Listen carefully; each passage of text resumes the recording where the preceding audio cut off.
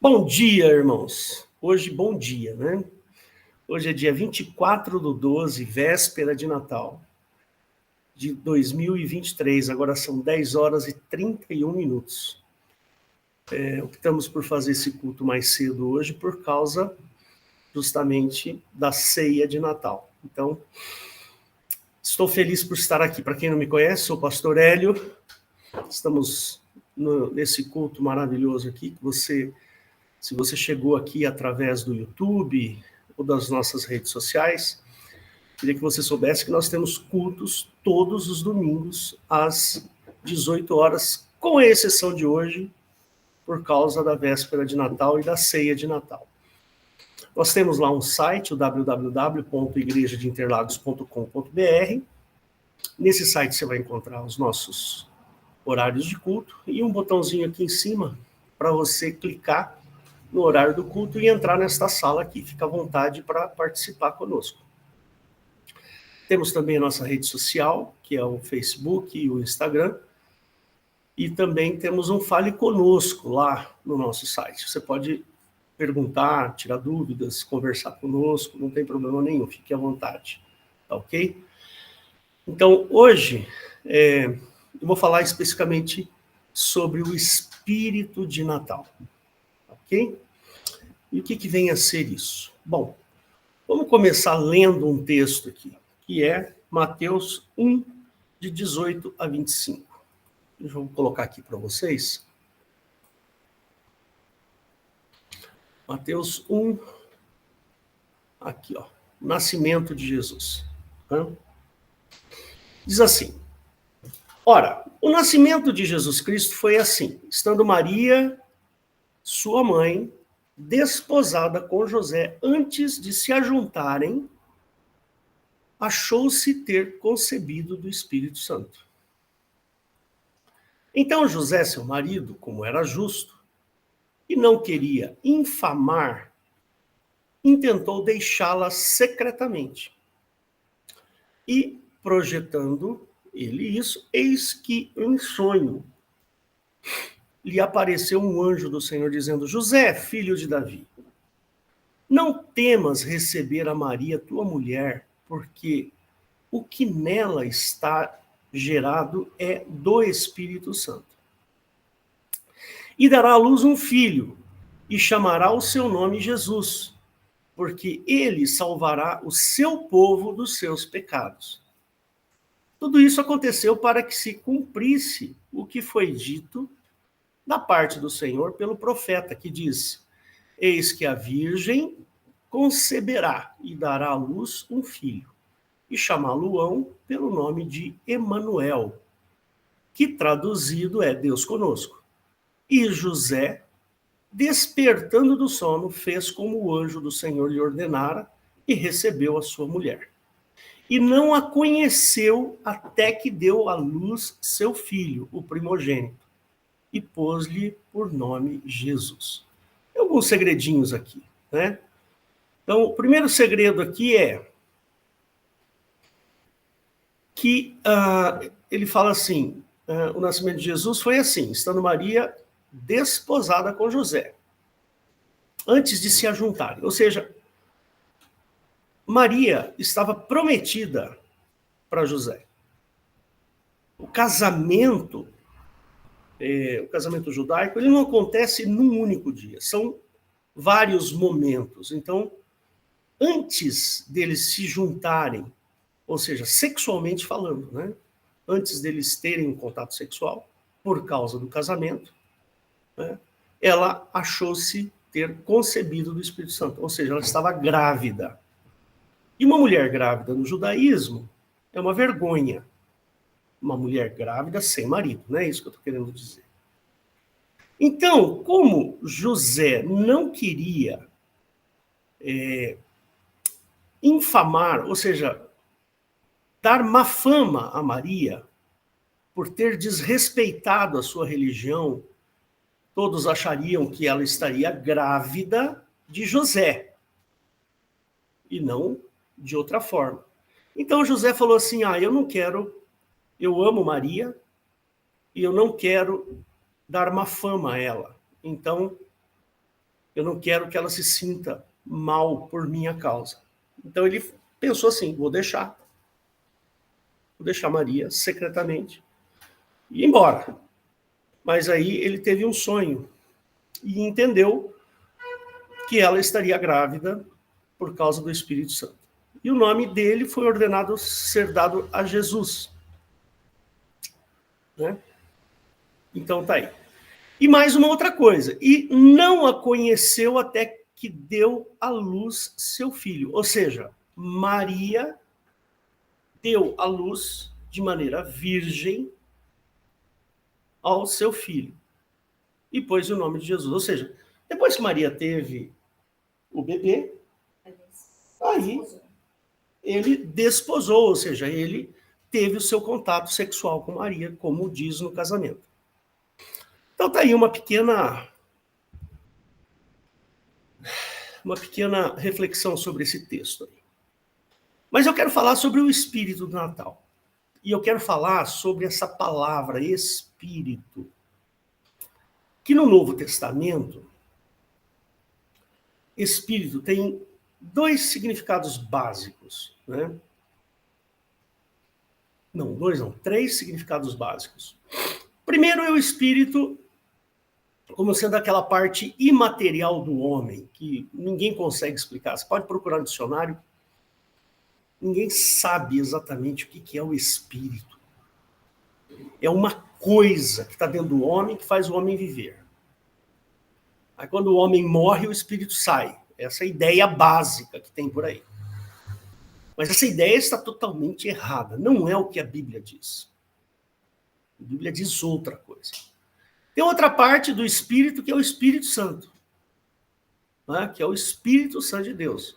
O Espírito Santo de Deus também é incompreensível. Por quê? É Deus ou não é Deus? Ou é o Espírito de Deus? Espera aí, não estou entendendo. O Espírito Santo é a movimentação de Deus. É aquilo que movimenta. É a ação de Deus ao Espírito de Deus. É difícil de entender também, não é fácil. Né? A gente pensa como se fosse um fantasma, um ghost. Tanto é que em inglês eles falam Holy Ghost. Eles não usam a palavra Holy Spirit. A palavra Spirit em inglês é outra coisa.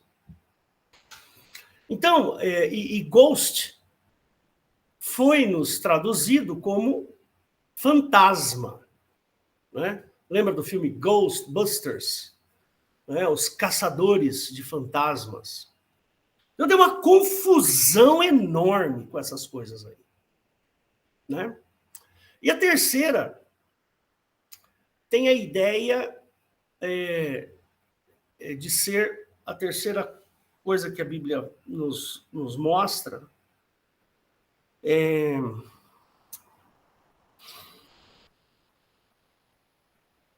Tem o significado de ser uma ideia. E eu vou explicar melhor isso daí. Por isso que eu coloquei aqui o espírito do Natal. Então, veja. Nesse mar de confusões sobre a palavra espírito, nós precisamos entender o que a Bíblia diz no Novo Testamento. Porque no Velho Testamento é a velha lei. O Velho Testamento é a ideia de sopro. Né? Sopro. O homem foi feito alma vivente. O Velho Testamento não é claro o que é espírito. Mistura-se ali no Velho Testamento espírito com alma. Uma mistura. E eu já preguei isso aqui diversas vezes, vocês já sabem o que eu penso. Mas por causa da gravação eu vou falar um pouquinho mais sobre isso. Então, veja, eu já preguei várias vezes aqui sobre corpo, alma e espírito. Né? Quem vai para o céu? Tem até uma pregação minha aí. Vocês podem assistir, vocês vão gostar. Né? Quem vai para o céu? Corpo, alma ou o espírito? Né? Muito bem. Pelo que a Bíblia nos relata, a gente tem o seguinte entendimento. Primeiro, o corpo é a parte material, é isso aqui. Né? A parte das moléculas, né? dos átomos. Para quem não sabe, eu sou físico, então eu entendo um pouquinho dessa parte. dos átomos, das reações químicas, do conteúdo que nós temos aqui. Essa é a parte material. Mas tem algo a mais nesta matéria que nós chamamos de alma. A alma é justamente o que nós sentimos. Aquilo que está... A gente costuma falar aqui nessa região do peito, mas não é, porque na realidade a gente sente. A gente tem sensações aqui, né? Mas tudo acontece onde? Aqui dentro, né? Do cérebro. Mas a gente costuma dizer que é aqui, essa região. Então, quando você está angustiado, você sente aqui. Quando você está feliz, você sente aqui. O seu coração, parece alguma coisa perto do coração. Então, a definição para nós cristãos de alma é: alma são os nossos sentimentos. São os sentimentos que nos enganam. Então, eu tenho um sentimento, por exemplo, uma atração sexual. Então, é isso que pode me enganar. Eu tenho uma vontade, um impulsionamento aqui do meu sentimento a mentir. Até no direito, né, o pessoal usa esse termo, né? O fulano matou ciclano movido por uma violenta emoção. Então, eu diria assim que a alma nossa está aqui, é o que sentimos. E o nosso espírito, o espírito humano, é o que nós pensamos, é o nosso raciocínio. Então, aquilo que eu penso é o meu espírito. Então, por isso que a gente costuma dizer assim, corpo, alma e espírito não se separam. O dia que o Hélio morrer, morre o Hélio. O Hélio como um todo morre. Os sentimentos do Hélio, o raciocínio do Hélio. Para isso temos ressurreição. Por isso que a ressurreição, em poucas palavras, o assunto é um pouco mais profundo que isso, mas a gente pode dizer assim que é o Hélio que vai ressuscitar, não é uma outra pessoa. Por isso que nós não cremos em reencarnação. O Hélio é o Hélio. Então, o que me faz ser o Hélio? Todas as minhas experiências anteriores. O que me faz ser o Hélio é a família da onde eu vim, da maneira como eu fui criado, das experiências que eu tive ao longo da minha vida, das minhas ponderações, aquilo que eu pensei, das decisões que eu tomei. Isso é o Hélio. Então, por exemplo, o Hélio decidiu se casar com a Rosana. Primeiro veio a sensação de paixão, de atração sexual, de desejo. Ela é uma pessoa que tem tudo o que eu espero numa mulher, etc, etc. Aí depois veio a minha razão. Na minha razão, eu falei assim, puxa vida, eu quero formar uma família, eu quero ter filhos, mas eu preciso de uma pessoa que esteja à altura daquilo que eu quero como família. Então foi aqui, eu decidi aqui. Aí eu conheci a Rosana e falei assim, puxa vida, esta mulher, ela tem um jeito muito bom para ser a mãe dos meus filhos.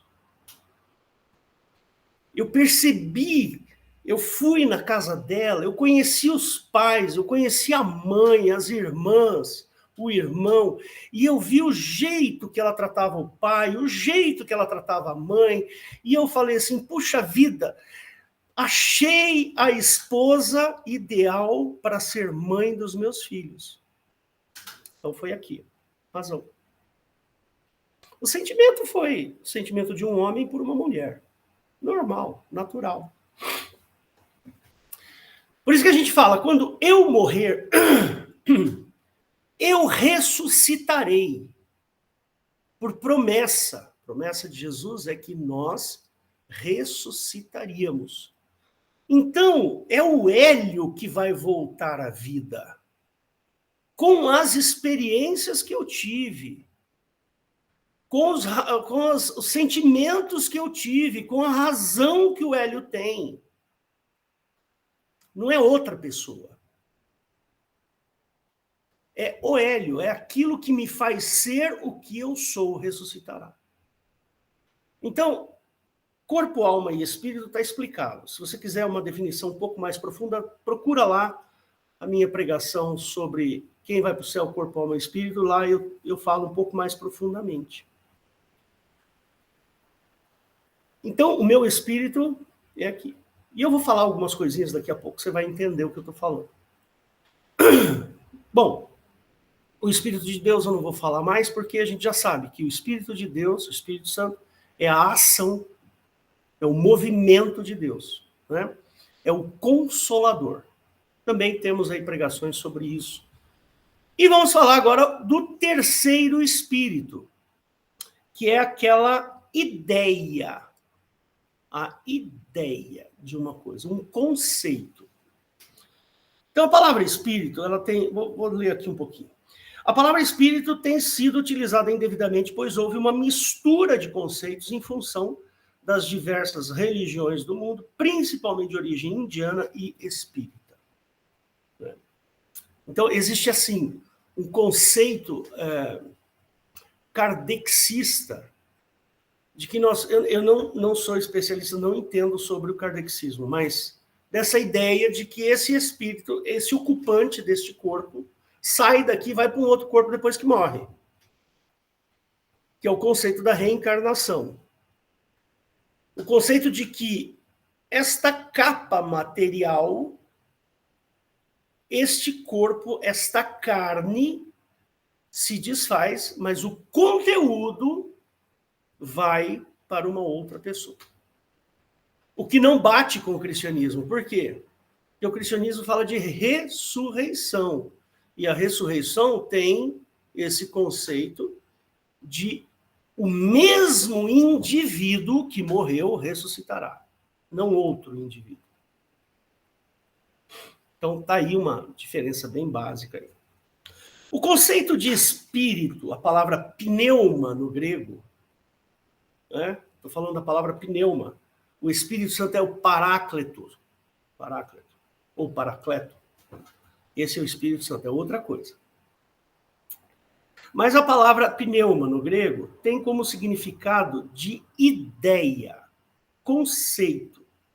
E eu vou dar alguns exemplos aqui para vocês. Olha só. Vamos primeiro para Efésios 4, 23. Então, vou mostrar aqui alguns versículos para você entender o que é que eu estou falando. Efésios 4, 23. Não vou discutir Efésios, não é? Somente a palavra Espírito, tá? A ideia aqui não é entender o que o texto está dizendo, tá bom? 4, 23, ele fala assim: e vos renoveis no espírito da vossa mente, ou seja, do vosso pensamento, uma renovação de pensamento. 2 Tessalonicenses 2. 2 Tessalonicenses 2. Verso 2. Que não vos movais facilmente do vosso entendimento. Entendimento, raciocínio. Nem vos perturbeis, quer por espírito, quer por palavra, quer por epístola, como de nós, como se o dia de Cristo estivesse já perto. O objetivo aqui não é entender isso aí, sobre o dia de Cristo, né? Mas sim entender o que ele está falando. Não vos movais facilmente do vosso entendimento, nem vos perturbeis, quer por espírito. O que é essa palavra espírito aqui?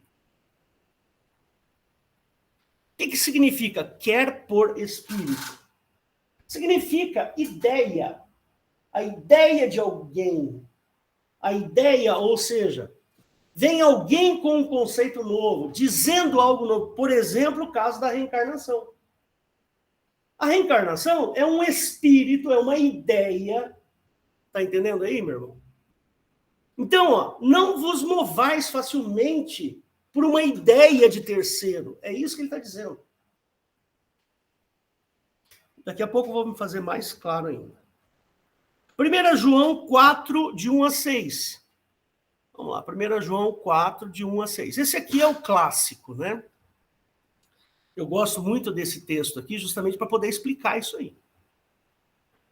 Então ele fala assim: amados, não creais a todo espírito, mas provai se os espíritos são de Deus, porque já muitos falsos profetas se têm levantado no mundo. Vamos até o 6. Nisto conhecereis o Espírito de Deus. Todo espírito que confessa que Jesus Cristo veio em carne é de Deus. Todo espírito que não confessa que Jesus Cristo veio em carne não é de Deus. Mas este é o espírito do anticristo, do qual já ouvistes que há de vir, e eis que já está no mundo. Filhinhos, sois de Deus e já não os tende vencidos, porque maior é o que está em vós do que o que está no mundo. Do mundo são, por isso falam do mundo, e o mundo os ouve. Nós somos de Deus, aquele que conhece a Deus ouve-nos, aquele que não é de Deus não nos ouve. Nisto conhecemos nós o espírito da verdade e o espírito do erro. Então tem aqui várias palavrinhas espírito. E aqui é muito importante a gente entender o seguinte: quando ele fala assim, amados, não criais a todo espírito, não é que vai vir um espírito aqui, um fantasma, tipo Gasparzinho. Lembra do Gasparzinho? Ele não vai vir aqui e vai falar coisas para mim. Não é isso que o texto está dizendo. Ele está falando assim, ó, não creais a todo espírito, a todas as ideias, a todos os conceitos, mas provai se esses conceitos são de Deus, se essas ideias são de Deus. Porque já muitos falsos profetas, ou seja, há muitos espíritos, há muitas ideias que são de falsos profetas, se tem levantado no mundo. Nisto conhecereis o Espírito Santo, o mover de Deus. Todo o espírito, toda ideia que confessa que Jesus Cristo veio em carne é de Deus. Então a ideia principal é a ideia do cristianismo. Percebeu? Ele está falando aqui de cristianismo. Todo espírito confessa que Jesus Cristo veio em carne é de Deus. Ou seja, toda ideia que contém o conceito de que Cristo veio em carne, morreu na cruz, essa ideia é de Deus. Todo espírito que não confessa que Jesus Cristo veio em carne não é de Deus. Ou seja, toda a ideia de que Jesus Cristo era um ser que resolveu vir e assim por diante. Veja, não é assim. Se tem alguém falando que a vinda de Cristo foi uma história criada, esse não é de Deus. Se alguma ideia, se algum conceito chega para mim dizendo que Jesus ele era sublime, ele tinha poderes extraterrestres, ele tinha poderes especiais, era um super-homem, está fora. Esse é o espírito do anticristo. Ou seja, esta ideia, esse conceito é o conceito do anticristo, do qual já ouvistes e há de vir, e eis que já está no mundo. Ou seja, não é aquele anticristo que virá e reinará por não sei o quê, 7 anos e tal. Não. O espírito do anticristo é o espírito de Satanás. É a ideia de que Jesus não foi bem um homem assim, sabe?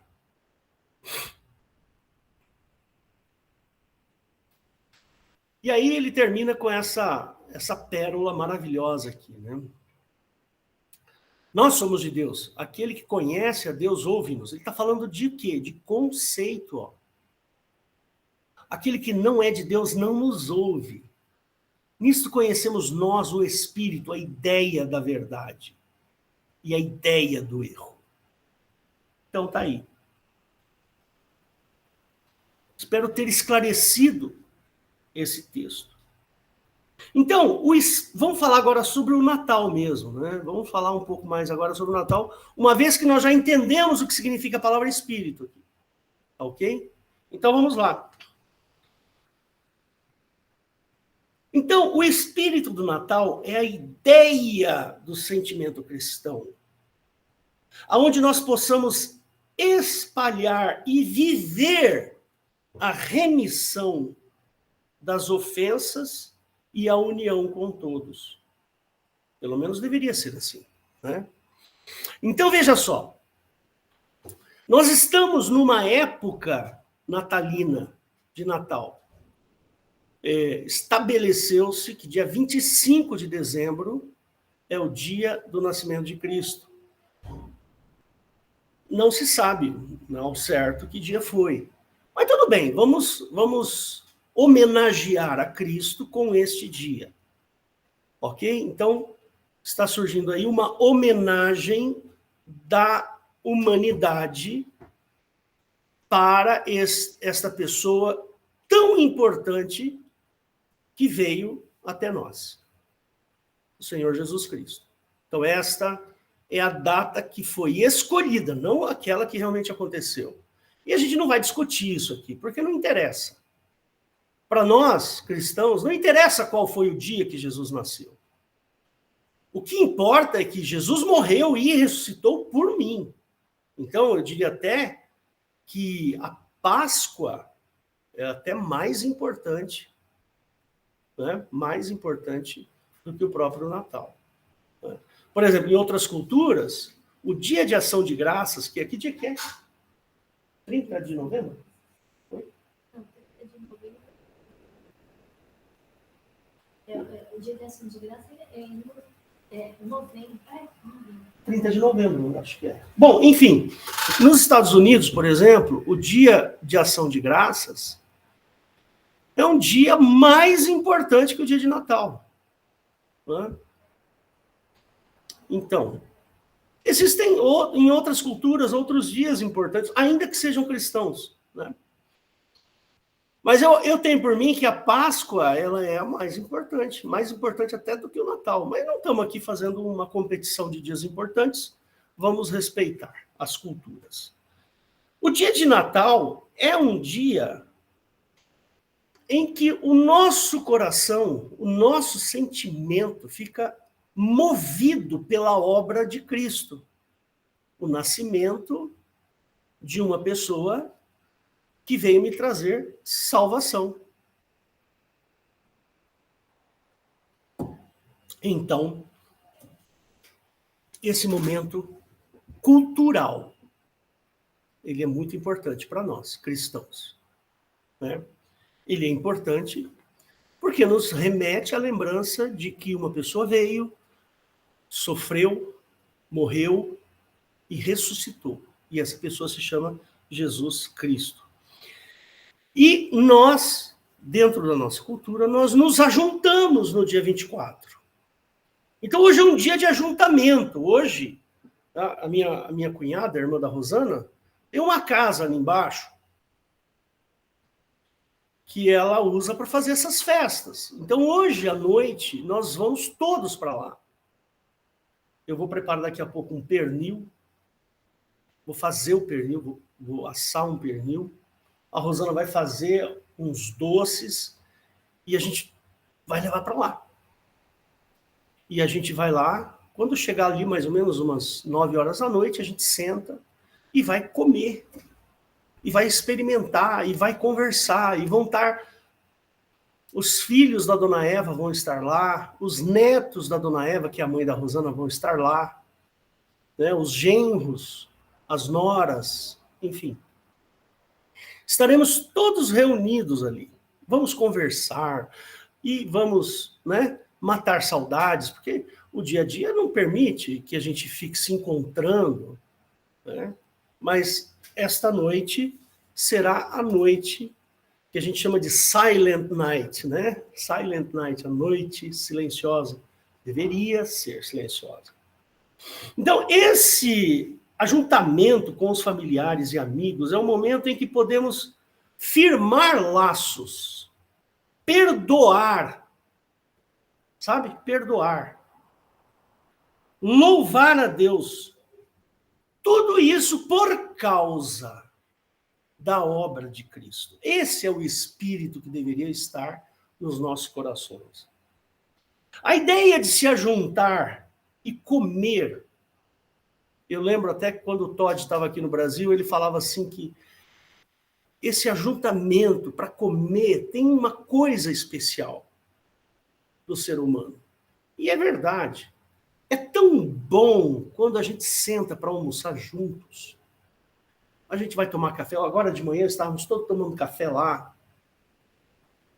E a gente fica conversando. E a gente fica... A Rosana comprou um queijo com goiabada. Estava lá comendo um queijinho com goiabada e tal. Que gostoso. Parece que é um frescor, né, da nossa alma. Eu só explicaria desse jeito. Né?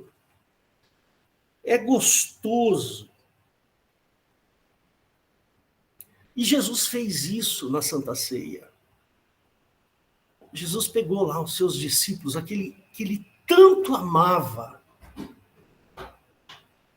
e reuniu todos ali. E ficaram ali alguns momentos, alguns minutos, algumas horas comendo, conversando. E veio João, deitou no colo de Jesus. E veio o outro, provavelmente abraçou Jesus. E comeram. Percebe que essa questão da gente comer juntos é uma questão que fala aos nossos sentimentos. É gostoso. Eu lembro quando a gente fazia os cultos aqui em casa, no final do culto, sempre tinha uma comidinha, um lanchinho que a gente fazia ali na garagem e tal. Né? Era tão gostoso a gente fazer isso. Aí depois veio essa porcaria de pandemia aqui. Agora a gente habituou a fazer o culto desta forma.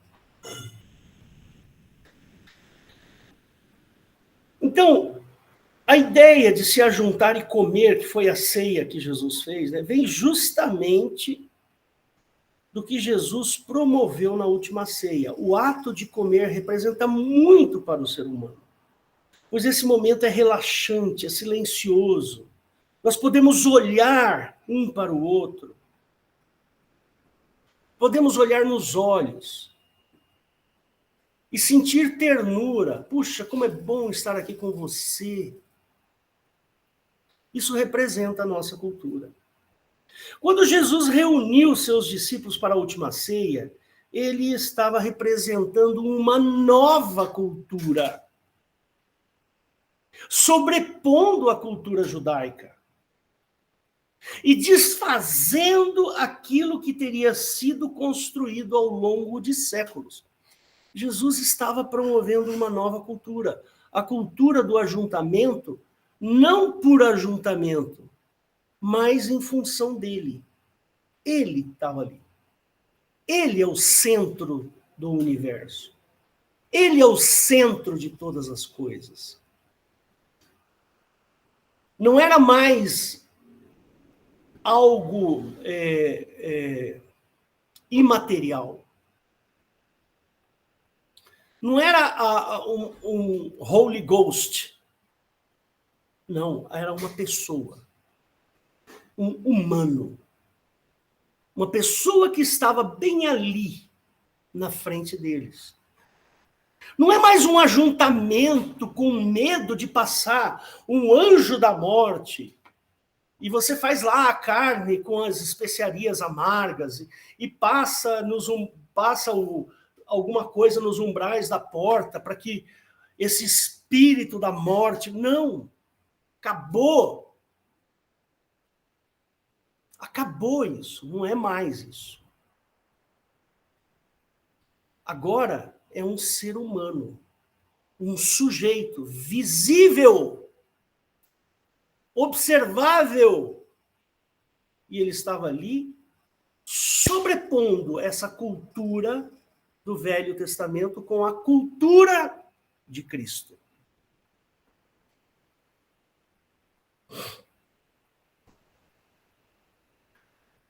E tinha mais uma coisa sensacional sobre tudo isso que eu vou falar para vocês, que é muito legal. Irmãos, é maravilhoso. É maravilhoso. É show de bola. Antes de Cristo, o perdão era uma coisa legal. Legal no sentido de lei. O perdão era uma coisa legal. Agora, ela passou a ser algo espiritual. Perdão agora tem um apelo espiritual e não legal. Antes, o sujeito precisava pegar uma pombinha, uma rolinha, um bezerro, uma ovelha e levar para o sacerdote. Então ele estava cumprindo a lei. Por isso que o perdão era legal.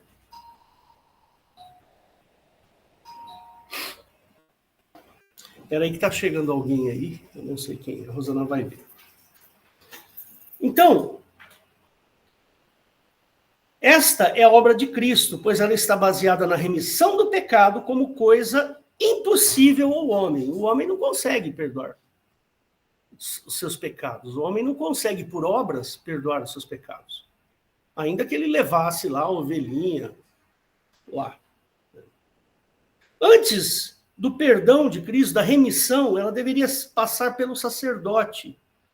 Por isso, ela tinha um esforço pessoal. Era necessário levar algo para ser sacrificado, sangue por sangue. Quem faz perdão, quem reme os pecados é o sangue. Então o sujeito precisava levar uma ovelhinha lá. A ovelhinha era sacrificada, imolada. Agora não. Jesus está pondo outro conceito, está sobrepondo o conceito do judaísmo. Agora, não depende mais de um esforço pessoal. Depende da vontade de Deus. Sendo que esse mérito é só de Cristo. Então não adianta você achar que fazer o bem vai perdoar pecados. Fazer o bem não perdoa pecados. Jamais. Não melhora a sua situação. Jamais. O que melhora a sua situação é a crença em Cristo. Andar em boas obras são coisas que Deus preparou para nós. Funciona assim.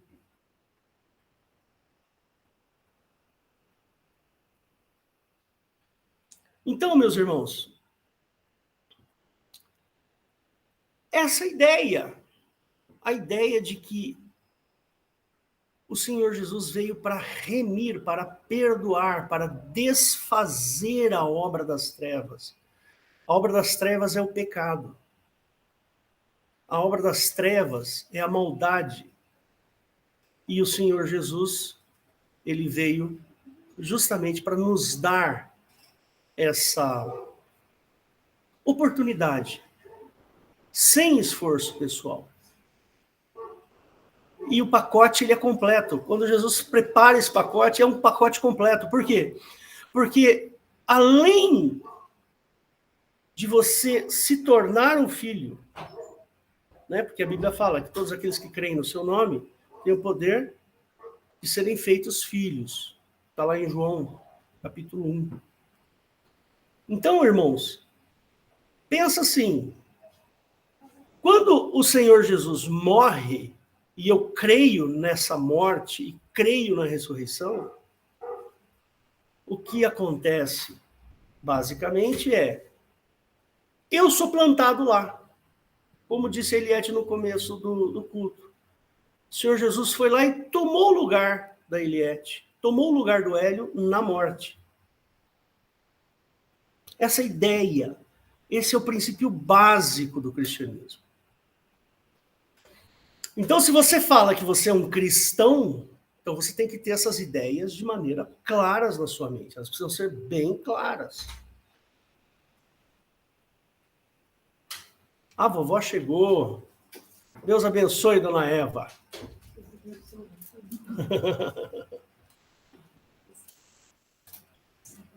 Amém. Deus abençoe. Amém. Minha sogra. Minha segunda mãe.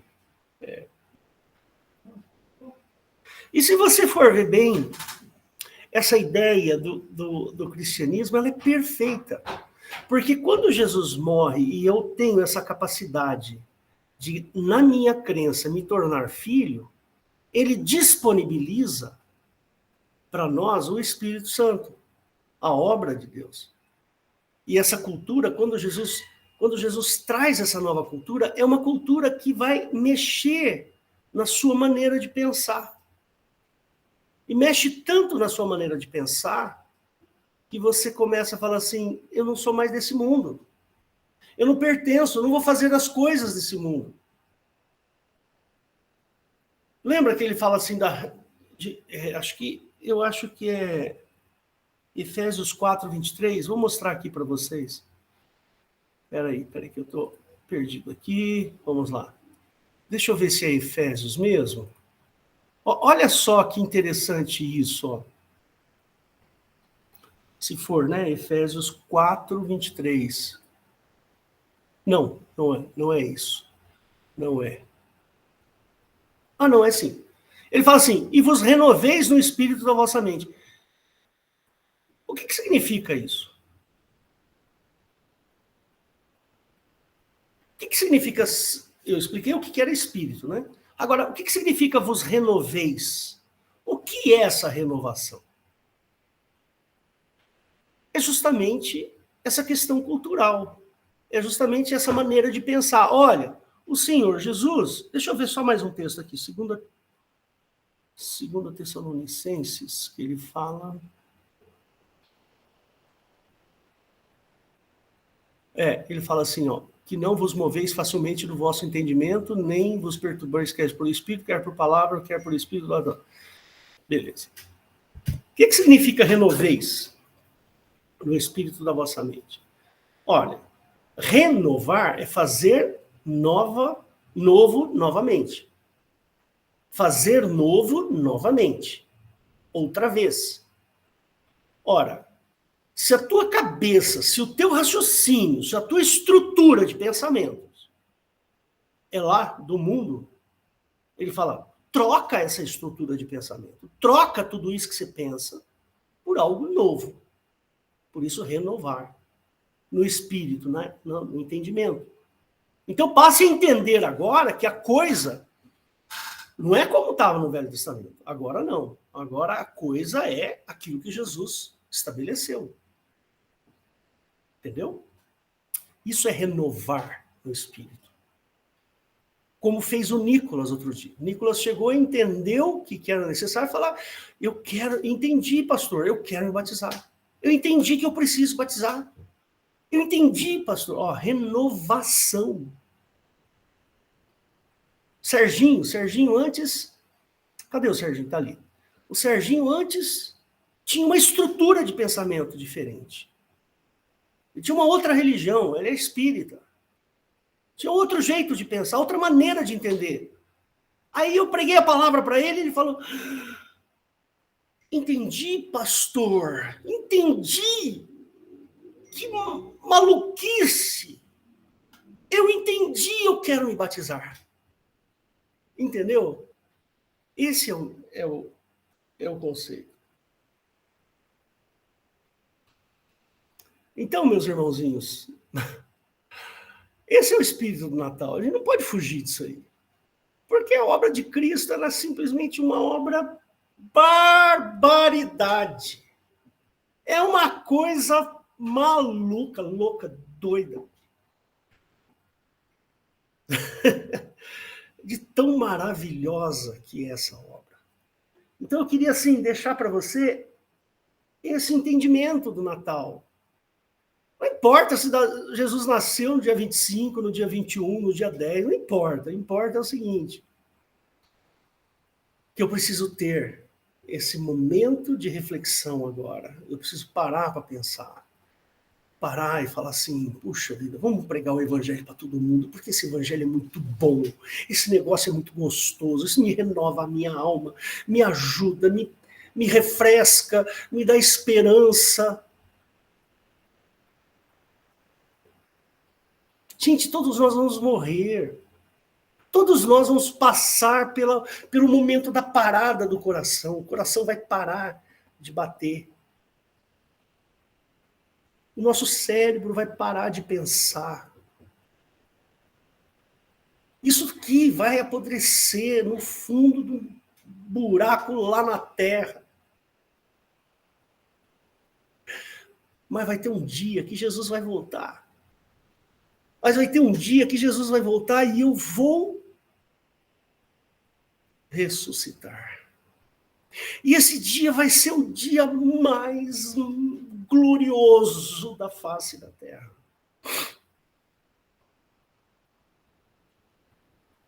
Esse é o espírito do Natal.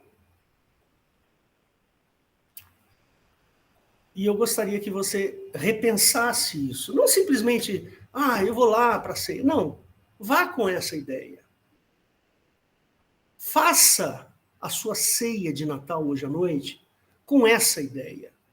Com essa ideia de renovação do entendimento. Com essa ideia de que a obra de Cristo é uma obra perfeita, completa. Que essa obra de Cristo é uma obra que veio nos dar esperança. Essa obra é uma obra que veio nos dar a certeza de que nós vamos ficar com Cristo por toda a eternidade. Então, queria que você parasse para pensar sobre isso profundamente. Faz essa reflexão hoje. Se você está ouvindo esse vídeo, mesmo que seja lá em janeiro, dezembro, outubro, não importa, para pensar um pouquinho sobre o cristianismo verdadeiro. Não o cristianismo religioso. De religião tem um monte aí. Até carteirinha, né? Quando eu participava da IEFA, eu tinha carteirinha de membro lá. Dava carteirada lá. Então eu queria que você fechasse seus olhos agora para a gente fazer uma oração, que você pense profundamente sobre isso, sobre o seu futuro, o que vai acontecer. Pensa no dia da sua morte. Eu penso no dia da minha morte. Eu não sei quando vai ser, mas eu penso. Eu só não quero morrer com dor. Ninguém quer morrer com dor, né? Nem Eliette falou. Eu morro uma semana antes de ficar demente. E é complicado morrer. A morte é um negócio do inferno. É uma desgraça. Ninguém quer morrer. Todo mundo ora para que Jesus venha antes, né? Antes de eu passar pela morte. Mas se eu passar pela morte, eu tenho esperança de que eu vou ressuscitar e vou morar com Cristo por toda a eternidade. Tá bom? Fecha seus olhos, vamos orar. Senhor Jesus querido, nós estamos tão felizes por estarmos aqui contigo e entender a tua palavra, entender as tuas coisas. Pai, obrigado, Senhor, por tudo que o Senhor fez por nós, que nos dá a esperança daquilo que nós menos queremos é morrer.